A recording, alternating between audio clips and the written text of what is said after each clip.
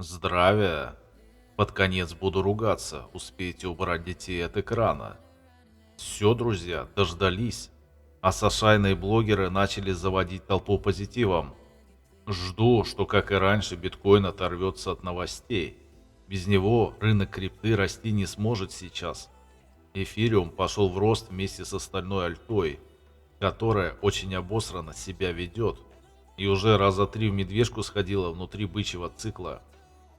Реализация роста будет волнами вверх-вниз. Но, скорее всего, рост без остановки с коррекциями. И это финал цикла начался. Все сроки и куда дойдет биток уже давно рассказал в приватном канале Телеграма.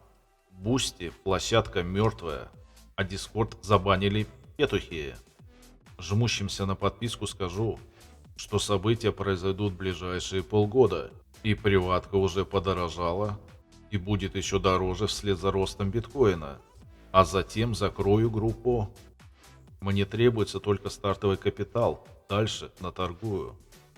В 10 месяце 2023 года затеял всю эту криптодвижуху. В первом же ролике сказал, что либо в 2024, либо растянется на 2025 год. Так и произошло. Прошло примерно 1,5 года, а в приватной группе условно 10 человек. Хотя поначалу набивались, и я думал, что вот оно счастье. Но терпения у населения нет. Особенно у женского пола. Никогда вам не видеть денег в этой жизни. Самообучаться не хотите.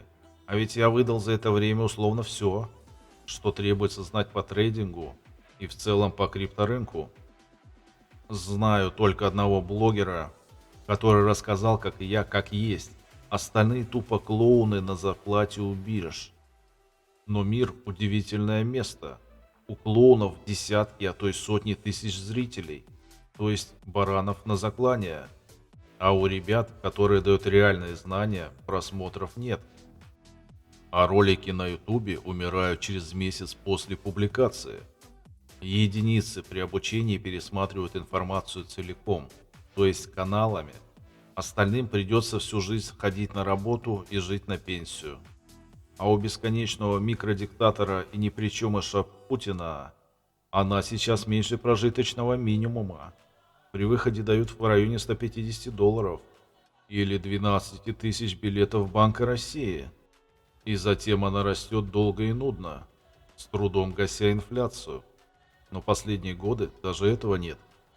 В соседнем киоске на ряд товаров наценка с каждым привозом по 10% в месяц. А у наебулиной 4% в год каким-то чудом всегда. Магия математики какая-то. А знакомая у меня по инвалидности лет на 10 раньше вышла. Получила 8 тысяч. При этом заманалась бегать по поликлиникам на комиссии гнойных пидоров в белых халатах. Несмотря на то, что от рака загибалась, прошла облучение в их клинике.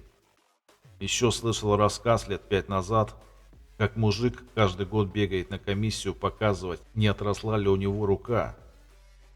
За прошедшие полгода у меня мама уже двоих недавно вышедших на пенсию теток встретила в магазинах наподобие монополии X5 Group с порой странным названием типа «Пятер очка». Тетеньки в ахере. Здоровье уже все, работать невозможно дальше. И жить они совсем не хотят.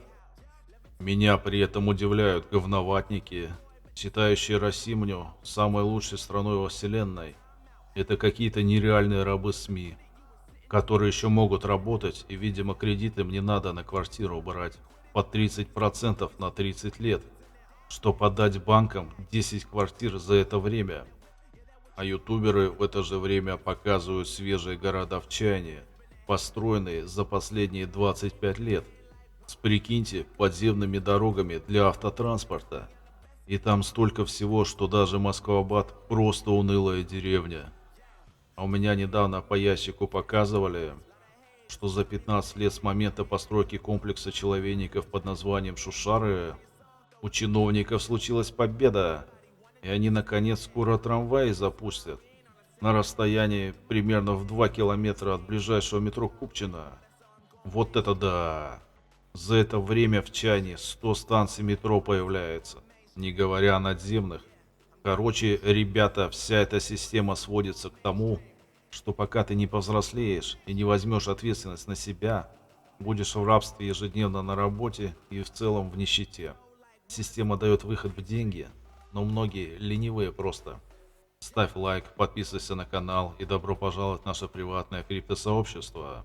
Подробнее по кнопке поддержать на сайте движка Всен.ру. Ссылка в описании под роликом. Всем добра, здоровья, процветания и денег.